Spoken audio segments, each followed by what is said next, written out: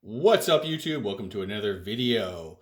Today's video, I'm showing off my latest gold coin pickup. It's a Russian 10 ruble, 1899, almost a quarter ounce of gold in this coin. And of course, on the back, you have the last Tsar of Russia, Tsar Nikolai II. Quick disclaimer, I'm not a financial advisor. Please do your own research, consult with a financial advisor before making any investment decisions like buying gold, silver, or following any of the strategies I discuss on the channel. The channel is for information and entertainment purposes only. If you guys like this stuff, please like the video, subscribe to my channel, check out my website, My Road to Wealth and Freedom, link below in the description. I got more coin articles and personal finance pieces, stuff like that. So as I was saying in my last video, I picked up back in January, I think it was. I picked up this coin here. It's a Russian 5 ruble. It's a really nice coin. Really decent grade too, kind of like a mid-level grade. And I found the 10 ruble. Same year, same everything except for the grade's not as great, but I got basically, I paid bullion value for this thing, so I'm not too concerned so much about the grade. Obviously, it would be nice to have a nicer grade, but I was also looking at different auctions. Stacks Bowers, they have auctions. I was looking at like a 7.5 ruble, 15 ruble. Those coins are kind of getting in a little bit more of expensive range. 15 rubles, quite expensive actually. So I'm not really sure. It's hard to find these things. They don't come up very often, and if you're buying them at auction, like in really high grades, you're paying like, it's not just bullion value. You're actually paying like a numismatic, like collector value, that type of thing too. So I'll try not to go down that road unless I don't know, the coin kind of speaks to me or whatever. But anyway, yeah. So I thought I'd kind of show this off. I have to say, I'm actually quite impressed with this coin. It's almost a full quarter ounce of gold in here. It's 90% copper gold mix in the coin, but in this it's 0.2489 ounces of gold, so that's actually quite a lot. For comparative purposes, I have this Prussian 20 mark coin. It's 0.2305 because it kind of like, I feel like a lot of these your old European gold, they're kind of like in that sort of ballpark. I mean, you got your sovereigns, which, by the way, I actually never bought a sovereign. I don't have one yet. I don't know why. They're just really common, right? Like, I'm more interested in like the old German, Russian, that type of stuff. The old empires, not. But sovereigns are everywhere, basically.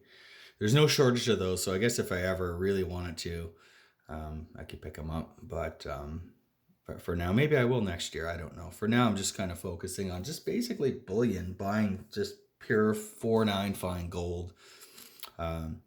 Or if the occasional coin like this comes up, I'll pick it up.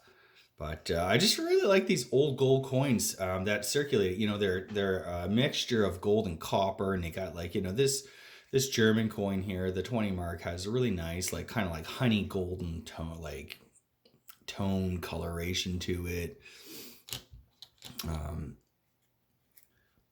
These look like, just really cool, and how they survived that kind of test of time. Like virtually, like there's a lot of like clear fields in the front of this, and I'm surprised there's like no scratches and stuff like that. And the Tsar, you see his hair, like the finer details in the hair. That's probably like raised more. I noticed the finer details on the back of this one is worn a little bit. That's hence the VF 30 grade or whatever. But I'm just always I just find it there are some like the flat fields in these coins. I'm actually quite surprised that there's not like more nicks in them and stuff like that.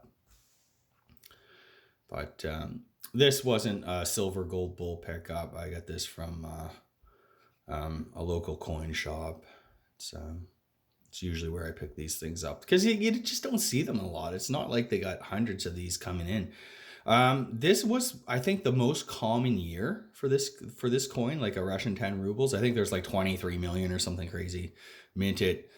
Who knows how many of those survived? A lot of them were melted down after the Russian Revolution. Communists took over. They wanted to basically erase any sort of symbol of the old order of the Imperial Russian order. So they like destroyed monuments and all sorts of stuff, and they also melted down all the Imperial Russian currency. Of course, some examples escaped. This was a quite common one, so there's probably in the population there's more of these out there. I think there's a 1915 or a 1911 or something like that. That is there was only 15,000 struck, and it's super rare. It's hard to find these things, so I'm not really after it to collect, all the rare dates. If I happen across one and if I can get it at a good price, or you know what I mean, if the stars align, I'm open to picking things up. Like I'll buy things, when opportunity arises and stuff like that. But I'm not really like collecting every date or anything like that. This is just more of a novelty, a one-off kind of novelty item. It's really neat to kind of get the pair. I just find like the front, like the symbols on the front are just like really cool. You just have that like Imperial symbols, and on Prussia, on the German stuff, they have like the Prussian eagle. I don't know what these things are. These are probably eagles too, in some way, shape, or form. I didn't do tons of research on this, so I'm not going to go through the coat of arms and tell you guys all about it. But they're really nice coins. Definitely conversation pieces. I like to have them in the collection. And I mean, they're tangible, real wealth too. If you go, and try to get rid of these things, they sell. People want them. Not just coin collectors, they also appeal to kind of like bullion stackers too, right? So it's almost a quarter ounce of gold. So that's, the price of gold today is, about 2,000 USD. So, you're looking at a coin here that's probably, close to 500 US. So yeah, it's something small, something I added. It's kind of more weight to the stack, I guess, in sort of different form, because it does have that historical kind of dimension to it and stuff like that. It's not just straight bullion. So anyways, that's about it today. I don't really have much else to talk about. I hope you guys are doing well, and you're stacking and you're investing, and I have a feeling 2024 is going to be quite the year. Lots of fireworks. Yeah, I can't wait. Overall, this has been a pretty good year, kind of writing the financial house in order, that type of thing, and consistently, steadily, slowly building wealth, whether it's real wealth, financial wealth in the form of like the stocks and stuff like that, and increasing passive income streams. I mean, that's kind of my sort of road to building long-term financial security.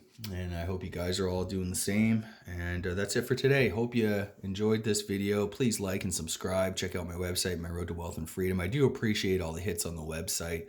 It helps the metrics, helps get the word out. I got a few coin articles, top 10 silver bullion, top 10 gold bullion. I publish all kind of my financial reports and kind of like how I see the world each month. Some of it changes, some of it doesn't. Mostly I still have kind of a negative, sort of bearish type view. But in terms of my personal view for my own finances, I'm actually quite positive, though. I think there's going to be incredible deals for people who have liquidity in that. But anyways, that's it. Thanks so much. Enjoy.